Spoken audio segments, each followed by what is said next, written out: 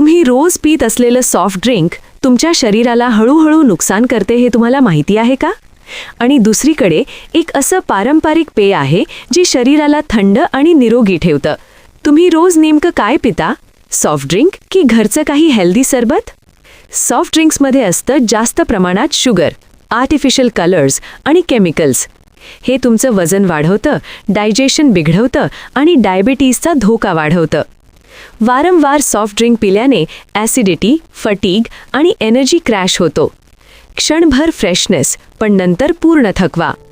आता बघा आपल्या आजीच्या काळातील मॅजिक ड्रिंक बेल सरबत.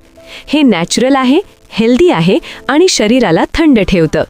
बेल सरबत डायजेशन सुधारतं, उष्णतेपासून संरक्षण करतं आणि शरीर डिटॉक्स करण्यास मदत करतं.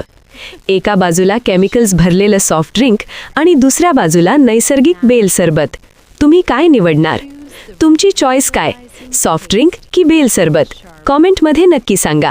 आणि अशा अजून हेल्थ टिप्ससाठी चॅनलला सबस्क्राईब करायला विसरू नका. धन्यवाद.